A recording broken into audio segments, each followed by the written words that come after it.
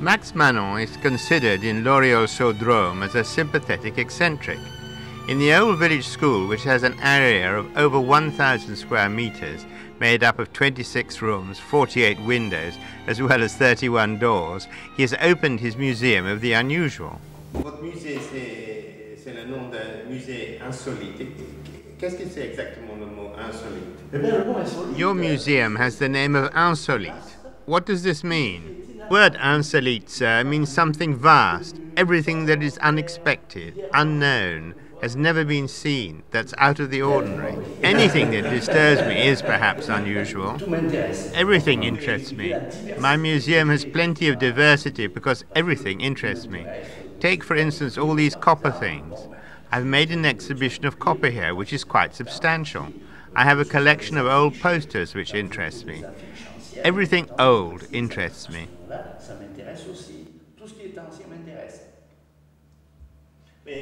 You have a passion for all that? Yes, I am passionate about all that. You could say it's a folly. People could say I'm mad to have collected all that I have collected. It's just something that's grabbed hold of me and won't let go. C'est quelque chose qui est inné en moi. Quand je vois quelque chose, il faut que ça m'appartienne. Voilà. Alors, ceci, voyez. Look here, this is a rare piece I brought back from Germany. It's a piece that's unique in France. It's a bidet where people face each other. It's a bidet for lesbians. It's a rare piece. Very rare. Ah yes, you have the pendulum of the clock as well. I'll make it work. You see when the clock strikes.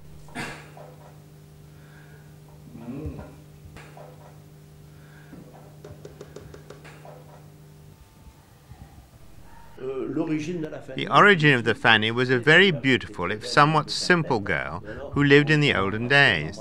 The winner of the games or competition would kiss Fanny. One day, someone of a wicked nature kissed Fanny's bottom. When the poor girl died, we represented Fanny like this. It is the loser who embraces Fanny's bottom. That's the story of the fanny.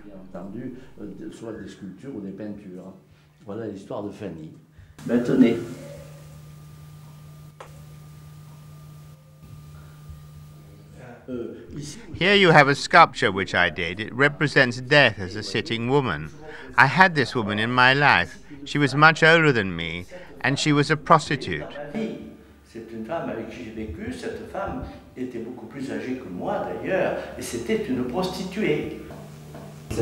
This woman loved me passionately, and I loved her passionately. She's in heaven if heaven exists. I've put her here at the foot of my coffin.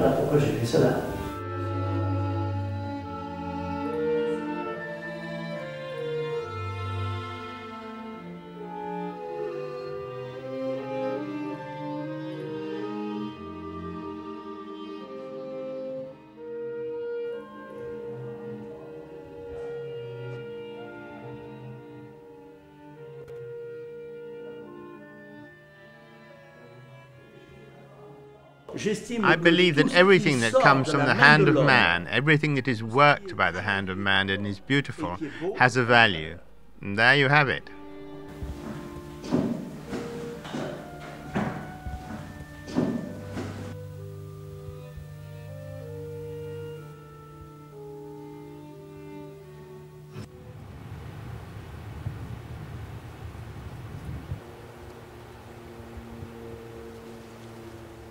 Situated not far from the motorway, the little village of Cliouscart still keeps its old-fashioned character and the charm of a provincial village. The exploitation of the clay deposits and the manufacture of pottery has made up its history. Of more than 800 inhabitants of the village in 1850, 100 made and baked pottery in 10 wooden-fired ovens. In 1903, Marius Angeleras founded the Cliouscart Pottery, which was bought by Philippe Sourdive and continues to this day under the direction of Olivier and Nicolas Sourdive.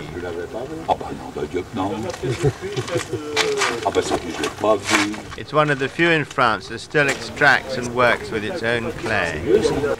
C'est quand même quelqu'un qui devait Peut-être savoir-vivre, non? Hein? Every 2 years, a market for ancient pottery is held in Cliouscart, which is unique in France. The antique dealers and visitors invade the quiet streets of the village and pottery takes over. For 2 days, professional potters share their experiences. The older ones remember the past and talk of how their trade has changed. Beautiful pieces find fascinated buyers, beguiled by their beauty and the craftsmanship of ancient potters.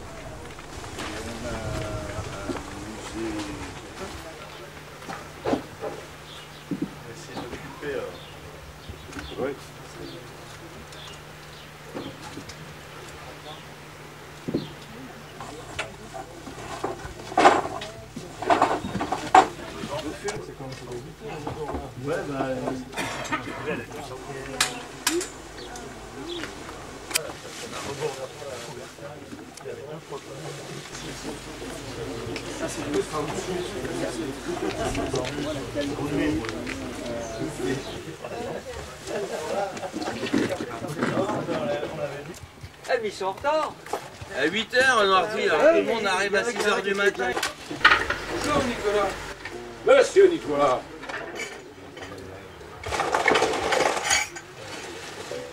C'est souk hein. Ah ouais. C'est n'importe quoi alors. Ça va, vous avez bien dormi? Il fait...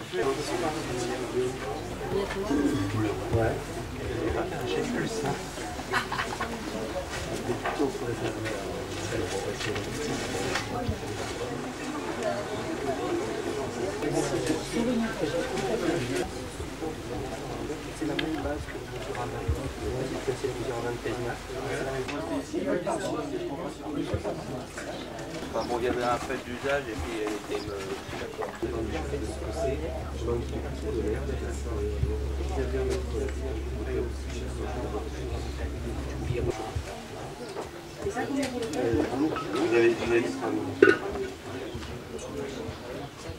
Les corps sont jaunes, toutes blanches, jaune. Quand même, c'est le 19e, parce qu'après on est passé sur des modèles beaucoup. Ça voilà, ça c'est du 20e.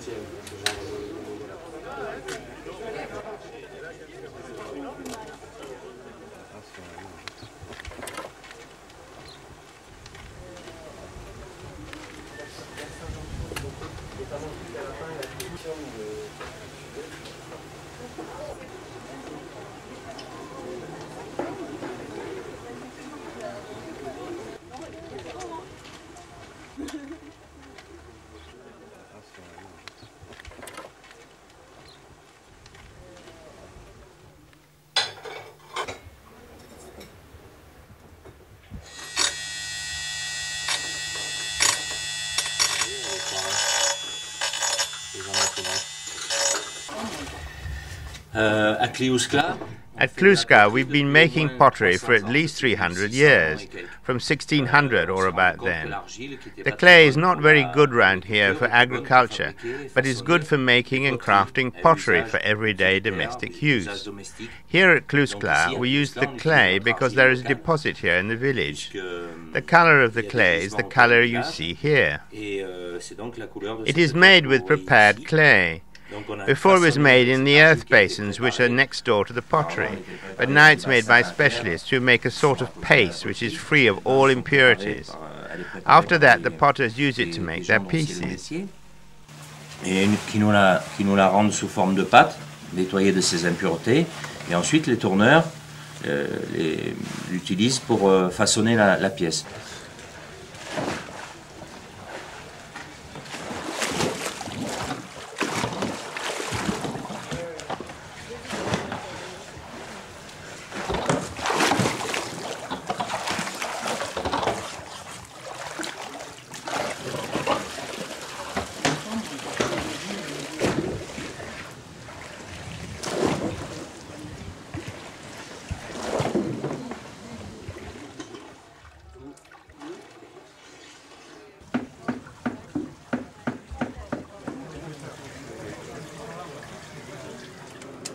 Making pottery at Cliouscart is done essentially on the wheel.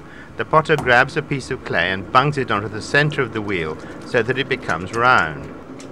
With his wet hands he starts to caress the clay and model it.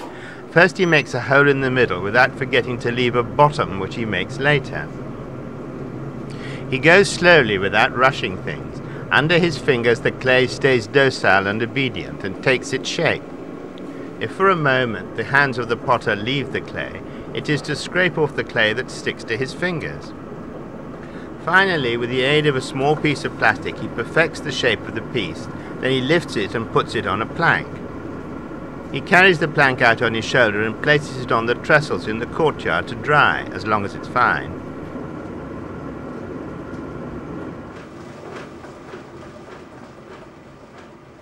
The earth at Cliouscart, like others, is porous, so if we cook it under 1,000 degrees, it does not glaze. So we have to make it waterproof to contain liquids and other things. So we put a glaze on it. A glaze is glass which is shiny. Before we glaze, we have to put on the glaze. That is to say, clay diluted in water. It is always the same sort of clay, but it's colored by oxides, natural oxides. We use 5 colors: white, red with colorant or red clay, green where we put copper oxide in the white, black where we put manganese oxide in the white or red, and cobalt to make a blue. Once the color is on the pottery, that is to say completely assembled, then comes the decoration. On met de l'oxyde de manganèse dans le blanc ou dans le rouge, et ou bien du cobalt pour faire le bleu. Une fois que ces couleurs sont disposées sur la poterie qui a été fabriquée, montée, ancée, assemblée, façonnée, souvent on la décore. Where did you learn all that? Here in this workshop. But you must have done other studies. No, not at all. Non, pas du tout.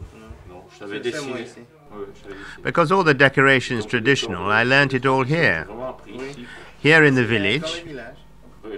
Yes, here in the atelier with Mr. French Pottery, who has left. Des gens comme ça qui sont venus et qui ont travaillé.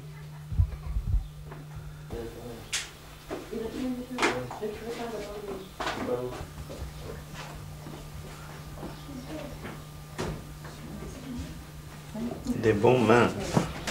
You've got good hands. Yes, they don't tremble.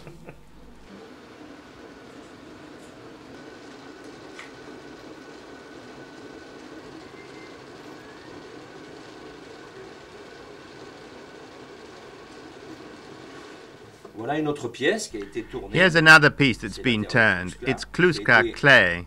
It's been turned and the profile on the exterior has also been formed.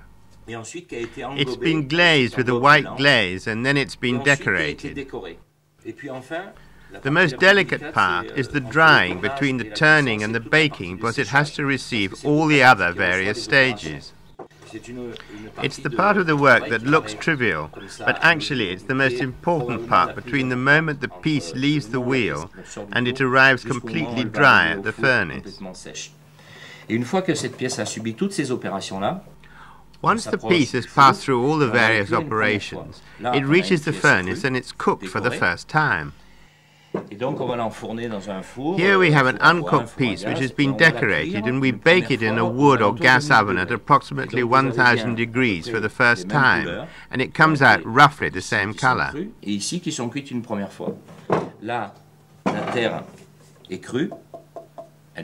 Here we have an uncooked dish, and here we have one which has been baked once.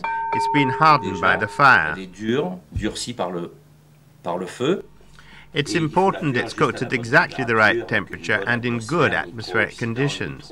It's a complicated game to use the heat of the oven just right, for if the temperature varies, the colors of the pottery will change, and so will the texture of the pots. Sans les étouffer, sans les altérer, parce que sinon on modifie les couleurs, on modifie la texture, on risque d'avoir des problèmes d'écaillage, enfin il y a plusieurs problèmes qui peuvent survenir à la cuisson aussi. Once the first baking has been completed, the time comes at last to glaze this piece, that's to say, making it waterproof. C'est-à-dire, on va l'imperméabiliser. Pourquoi? Why? Because it's not to make it more beautiful. It's because if you put liquid in a salad bowl like this, it would pass through it by the morning, because it's porous, and because it's been cooked at a temperature less than that which vitrifies the clay. Parce que c'est poreux, parce que c'est cuit à des températures qui sont inférieures à la vitrification de la terre elle-même, qui serait une température beaucoup plus haute. Mais ici, nous faisons une poterie qui était simple, usuelle. Here we make pottery which is visually simple for everyday use, which doesn't cost a lot. We use as little fuel as possible, so we cook it as little as possible, and that's what's called low temperature baking. Here at Cliouscart, we cook with a low temperature and we glaze. China is cooked at a higher temperature, and porcelain at a temperature higher still. Once the pottery has been cooked for the first time, we waterproof it. We cover it with a waterproof coat of green. The green is the silica. Silica melts at 1200 degrees, and because we bake at around 1000 degrees, we are obliged to mix in a fondant, which is called alquifu.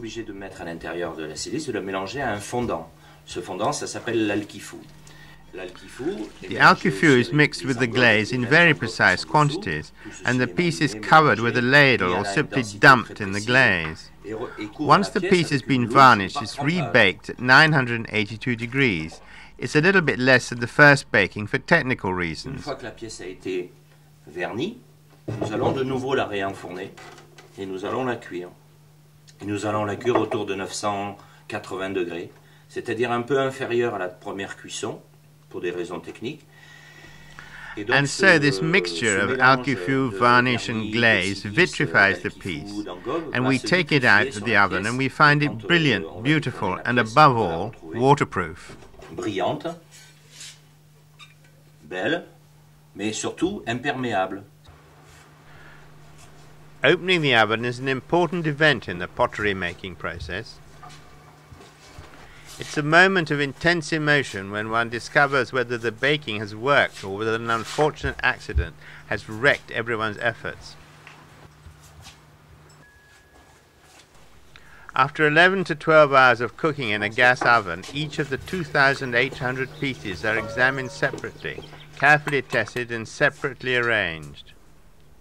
Later, all the pottery with its warm colours and charming motifs finds its home, sometimes at the other end of the world, a long way from the calm village of Cliouscart.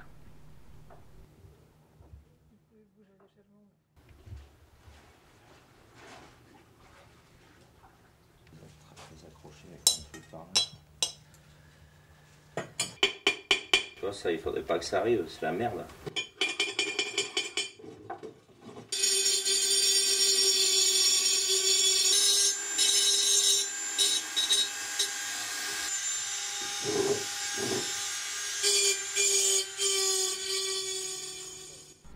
Installed at Mirmonde, a couple of kilometers from Cliouscart, Hervé Bougniez restores objets d'art.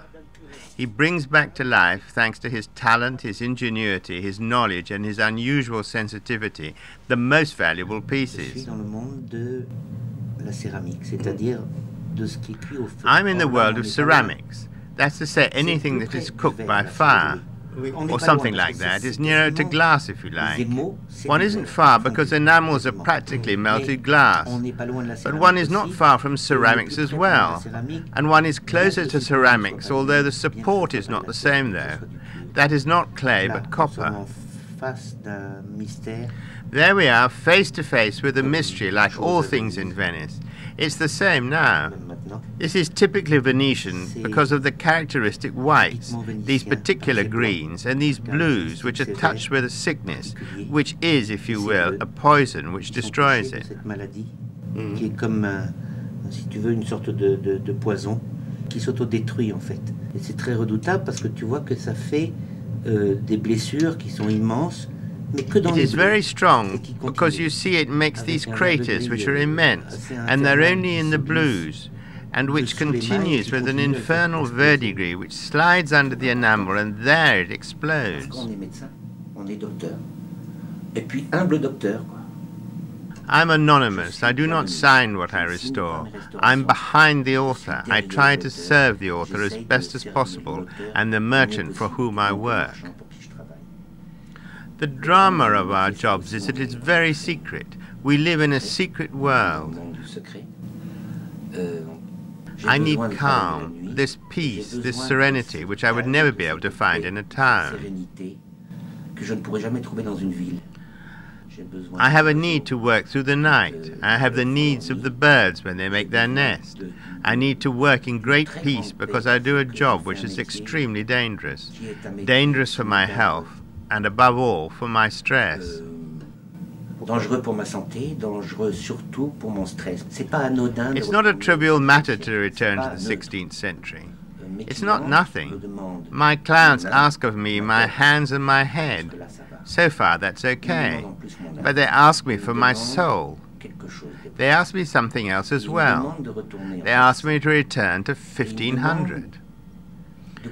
They asked me to understand whether in 1534 Fra Xanto Avelili d'Arovico, a great and one of my preferred makers of majolica, on the day that he made that plate there and decorated it, was he in a good humor, and what was the state of his morale?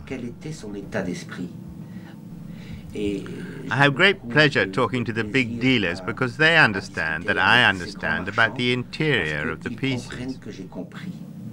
L'intérieur des objets. Et ça, le travail à la poterie Cliouscart. And so, the work at the pottery at Cliouscart is very important, because I help when they bake all night. I understand how to put on a handle. I understand when there's been an accident in the baking process. I understand that it's an ancient process, like in the olden days at Cliouscart, which allows me to work from the base and enter into the heart of the piece. En travaillant là-bas, de rentrer à l'intérieur. Voilà. Pour ça, il faut avoir des bonnes lames. For this, you have to have good blades, well sharpened, and plenty of patience. There's a great deal of patient work with us. It's for rubbing. All is patience. If you go too fast, you rise to the surface too fast, and you'll burn. It's a bit like Icarus. You burn yourself. You have to know how to wait. C'est un peu comme Icare quand on se brûle. Il faut savoir attendre. In fact, when you restore an object, it's the object that comes to the surface. And when you see it coming through all the various layers and colors, oh la la, it's fascinating, because you say to yourself, there it is, I'm there. As it is, this little job of finishing can take hours, because if it's a large surface, well, it's necessary to do kilometers and kilometers on the long lines of the break to marry the new varnish, which I cordially detest. And what I would like is to have been born in 1500.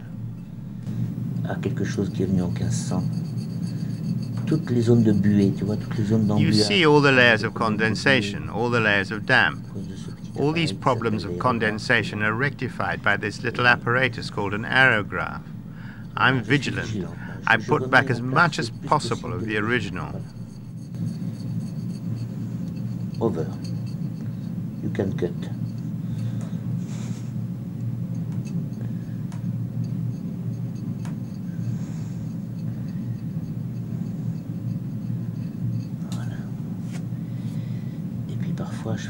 And often I make a big mistake and then I have to start again because I've gone too far. Because I'm too greedy, I get too close to the chasm. You see, it's very dangerous because you dance on a wire. If you go too close to the volcano, you will burn yourself. And then often, as I have the tendency to take off the maximum, disaster. I fall and then I'm dead. I'm for a restoration along the break line and try not to go further. Then, if you like, I have the chance to have a rich decor with scrolls and fruits. It's harder when there's a large volume of white with it. And you understand, I don't want to die. The problem is to know how to die. I don't know how to die sometimes.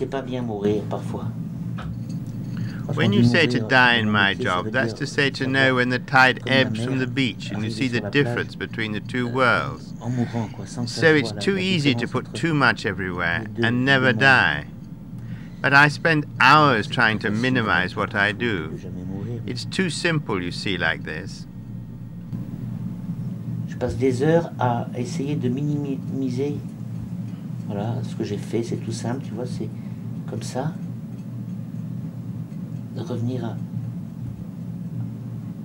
à l'émail original.